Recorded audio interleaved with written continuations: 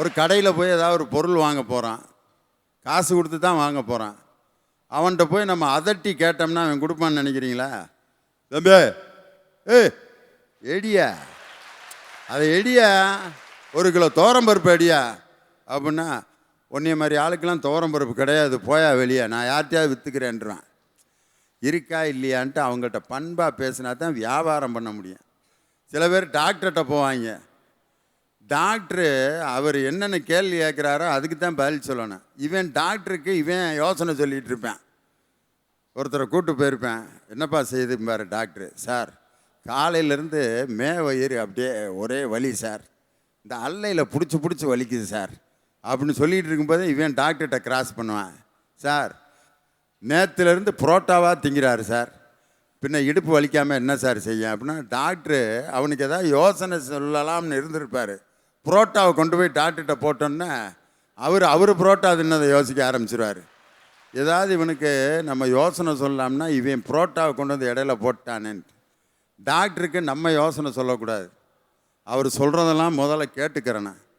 இன்னும் சில பேர் டாக்டர்கிட்ட வேறு டாக்டரை பற்றி பேசிகிட்டு இருப்பேன்.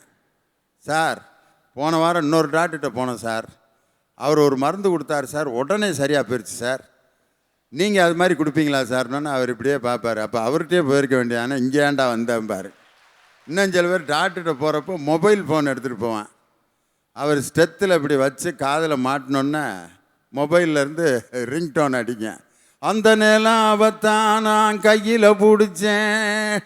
டாக்டர் அப்போ தான் பல்ஸு பார்த்துக்கிட்டு இருக்காரு. அவர் நிலாவை தான் கையில் பிடிச்சோன்னா, ஐயோ என்னடா இது அப்படின்னு, ஃபோனை ஆஃப் பண்ணியா அப்படின்னு சொல்லிட்டு ஃபோனை ஆஃப் பண்ணி வச்சுருவார். அதுக்கப்புறம் டாக்டர் பல்ஸ் பார்த்துக்கிட்டு இருப்பார். திடீர்னு அவன், சார் ஒரு நிமிஷம், இந்த பின்னால் ஒரு ஃபோன் இருக்குது சார் அப்படின்ட்டு பின் பாக்கெட்டில் ஒரு ஃபோன் வச்சுருக்கான். டாக்டர் இந்த பின்பக்கம் முதுகில் வச்சு மூச்சை இழு இறக்கு அப்படிங்கிட்டு இருக்காரு. அங்கே மாங்குயிலே பூங்குயிலே, டாக்டர் ஒரு 5 மெடிசன் யோசனை பண்ணிக்கிட்டு இருக்காரு. மெடிசன் பூரா மறந்து போச்சு. அதே மாதிரி டாக்டர்கிட்ட முழங்கால் வலின்னு சொல்லிட்டு டைட்டாக ஜீன்ஸை போட்டு போய் உட்காந்துருப்பேன். சார் முழங்கால் வலி சார், பேண்ட்டை தூக்குடான்னா அது கெண்டைக்காலுக்கு மேலே வராது, கலட்டியான்னா நர்சம்மாலாம் இருக்குது, எப்படி கலட்ட சொல்கிறீங்க, சரி அப்புறம் அங்கிட்டு வா இங்கிட்டு வா, முழங்கால் வலின்னு தெரியுது, இவ்வளவு டைட்டாக ஏன் பேண்ட்டை போட்டு வந்தேன், தெரியாமல் அவசரத்தில் வந்துட்டேன் சார். ஒரு இடத்துக்கு போகிறது கூட நம்ம தயாரிப்போட போகிறோம். தனி மனித வளர்ச்சியை பெரிதும் தீர்மானிப்பது சுயமுயற்சியா, வீட்டு சூழலா, சமூக சூழலா?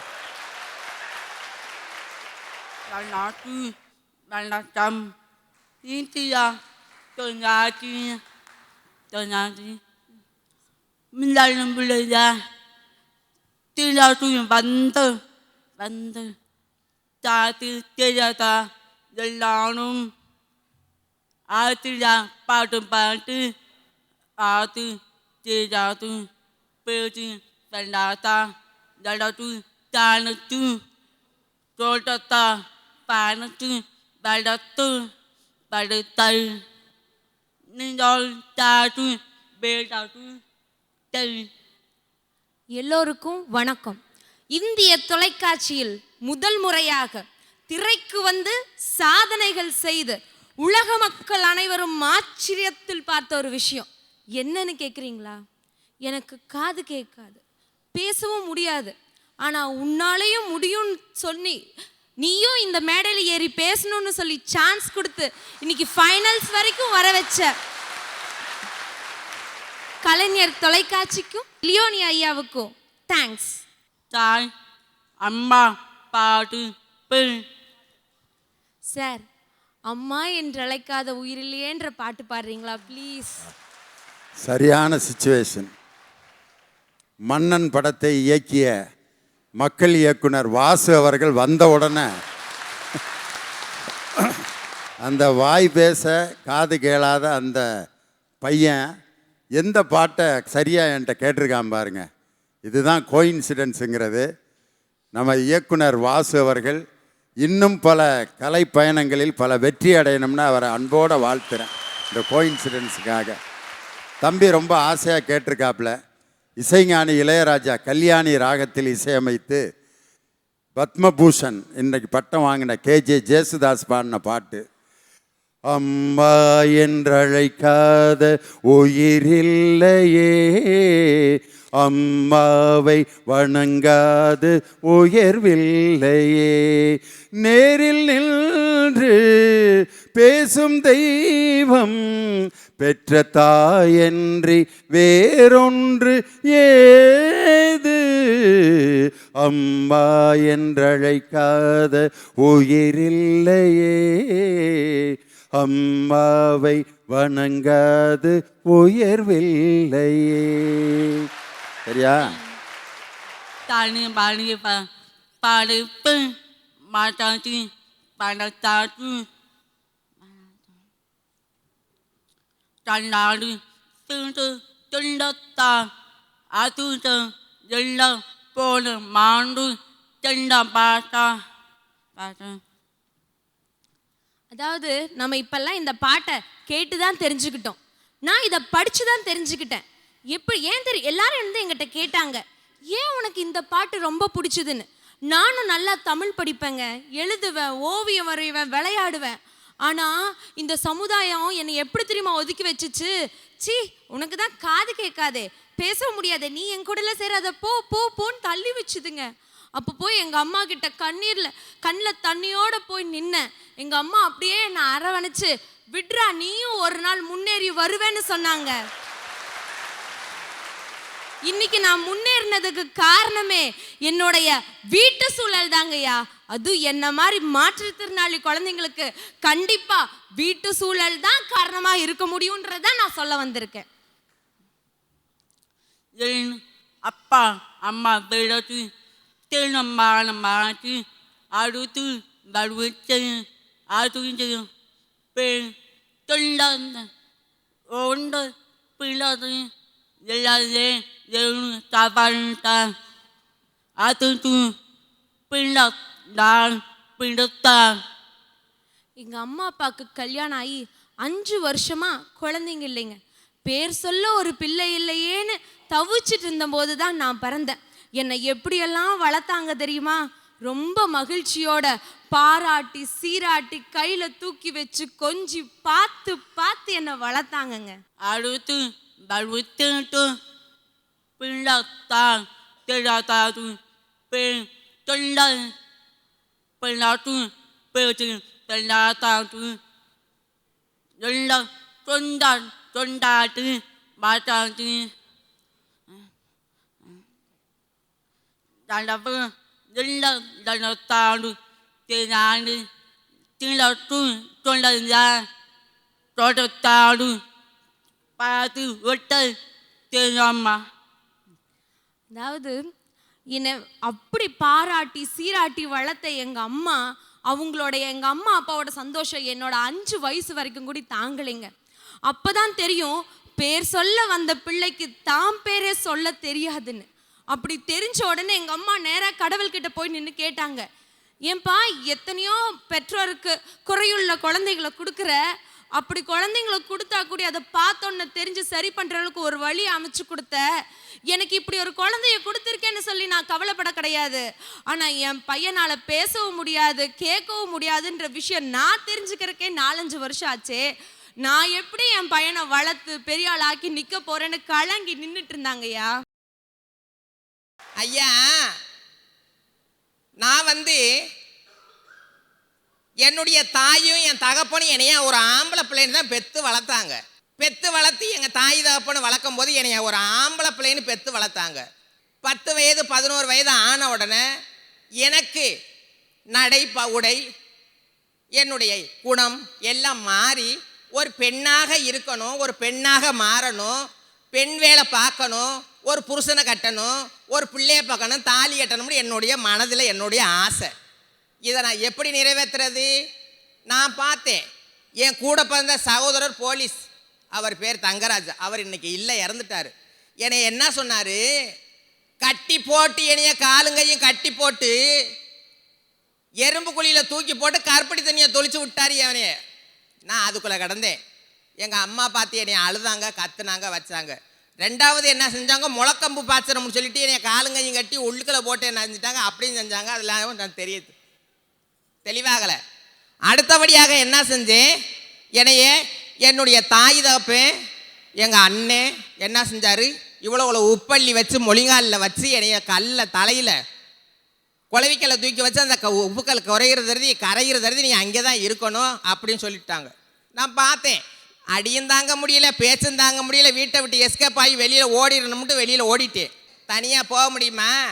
அப்போ தான் எனக்கு தனிமையிலே தனிமையிலே தனிமையிலே இனிமை காண முடியுமா, நள்ளிரவினிலே சூரியனும் தெரியுமா, தனிமையிலே இனிமை காண முடியுமா அப்படின்னு சொல்லிட்டு என்ன பாம்பேக்கு ஓடிட்டேன்.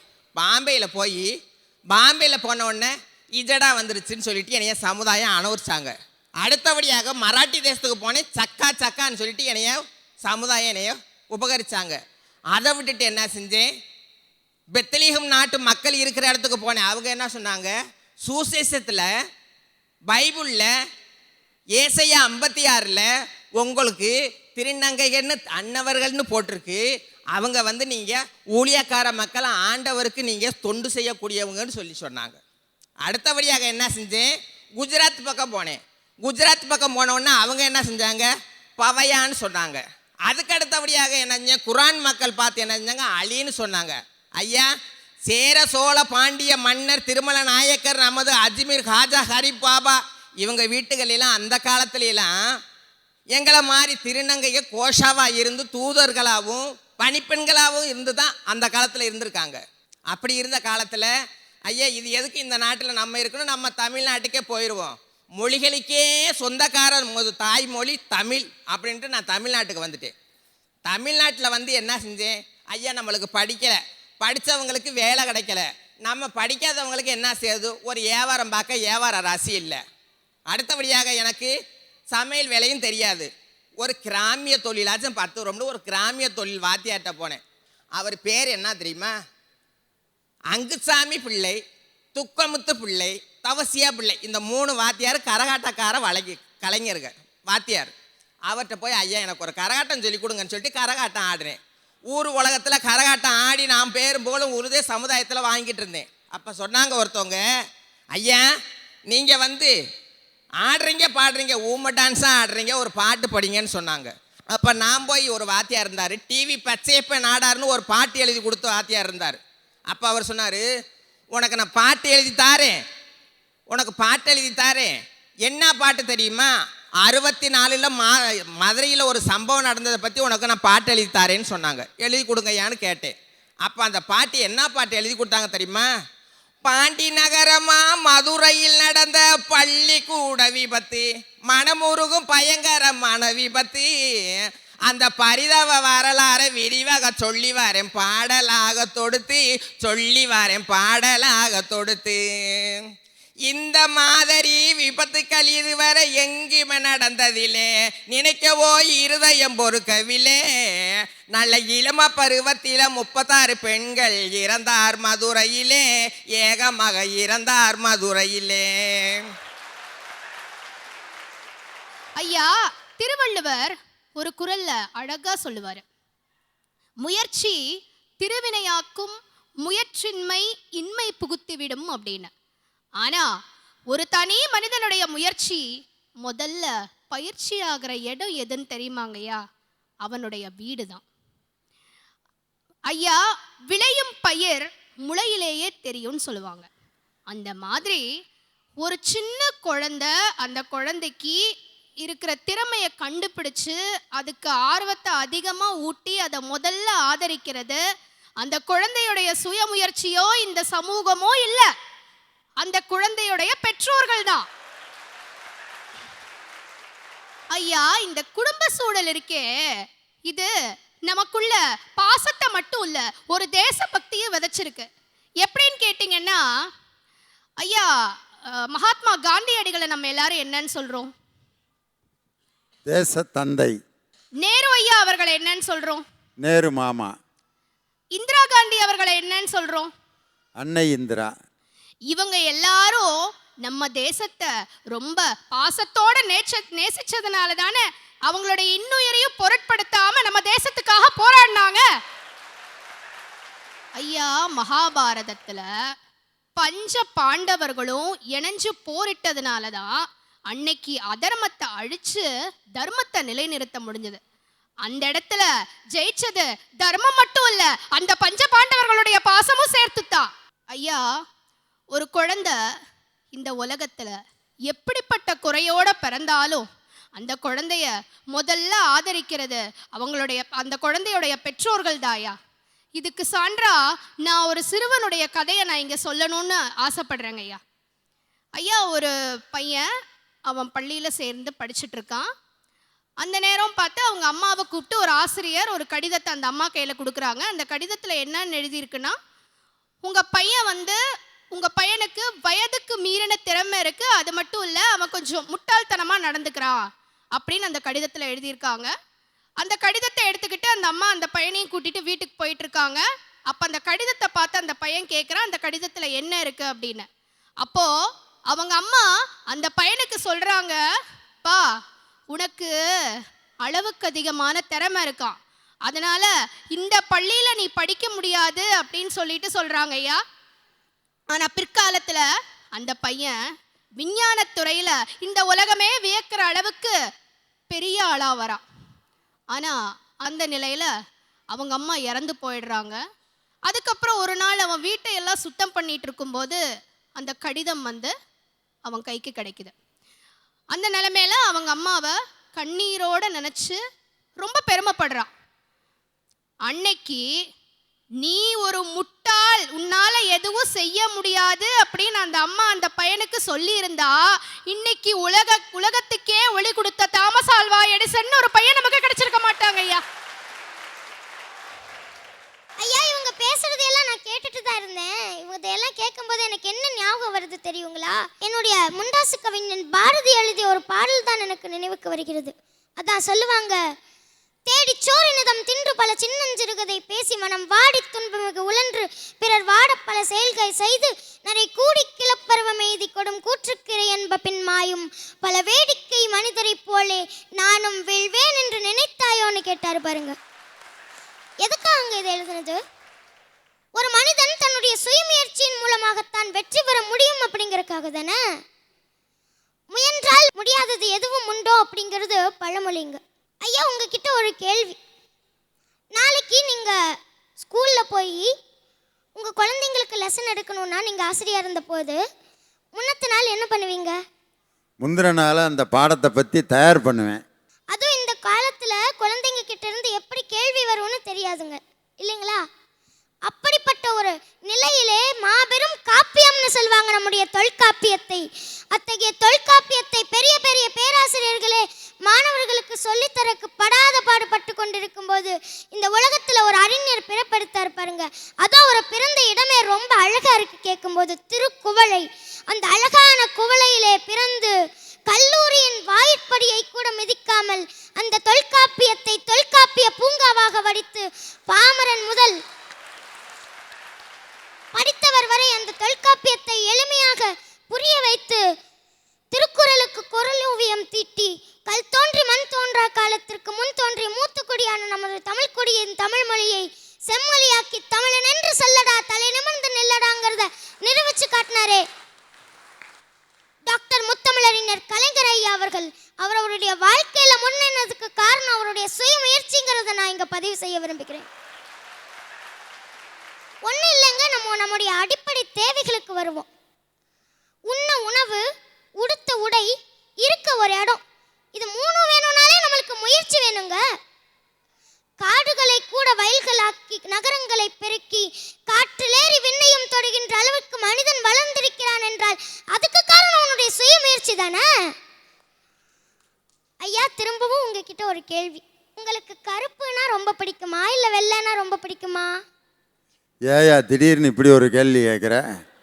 இல்லை சொல்லுங்கய்யா. எனக்கு வெள்ளை தான் ரொம்ப பிடிக்கும். இப்படித்தான் ஏன் அந்த வெள்ளைக்காரங்களும் நினைச்சாங்க. அதனால தான் என்ன கொடுமை நடந்திருக்குன்னு பாருங்க. அப்ரஹாம் லிங்கன் ஐயா அவர்கள் சிறுவனாக இருந்தபோது ஒரு சந்தைக்கு போனார். பொதுவாக சந்தைனாலே நம்ம ஊரில் எல்லாம் காய்கறி விற்பாங்க, வீட்டுக்கு தேவையான பொருட்கள் விற்பாங்க, மிஞ்சி பிஞ்சி போனால் ஆடு மாடு விற்பாங்க. ஆனால் அவர் போன சந்தையில் கருப்பின மக்களை வித்துட்டு இருந்திருக்காங்க. அப்பா அம்மா 2 குழந்தைங்க கொண்ட 4 பேர் கொண்ட அந்த குடும்பம் ஏலத்துக்கு வந்துச்சு. 4 பேர்த்தையும் 4 வெள்ளைக்காரங்க ஏலத்துக்கு எடுத்தாங்க. 4 பேருமே தங்களுடைய குடும்பத்தை பிரிந்து கதறாங்க. அதையெல்லாம் கேட்ட அந்த வெள்ளைக்காரங்க கேட்டும் கேட்காத மாதிரி செவிடங்காதல சங்குதுற மாதிரி அவங்கள அடிமாடு மாதிரி அடிச்சு அவங்கள இழுத்துட்டு போனாங்க. அதை பார்த்து அப்ரஹாம் லிங்கன் ஐயா அவர்கள் ஒரு உறுதிமொழி எடுத்தார். நான் மட்டும் இந்த நாட்டினுடைய குடியரசுத் தலைவரானால் இந்த அடிமை வியாபாரத்தை அடியோடு ஒழிப்பேன்னு சொல்லிட்டு எவ்வளவோ கஷ்டங்கள்ல தாண்டி ஒரு குடியரசுத் தலைவராகி அந்த கருப்பின மக்களுடைய அடிமைத்தனத்தை ஒழித்ததுனால தானே அவருடைய சுய முயற்சி தான் இன்னைக்கு கருப்பின மக்களுடைய வளர்ச்சியாகவும் மகிழ்ச்சிக்கும் துணையாக இருக்குங்கிறத நான் இங்கே பதிவு செய்ய விரும்புகிறேன்.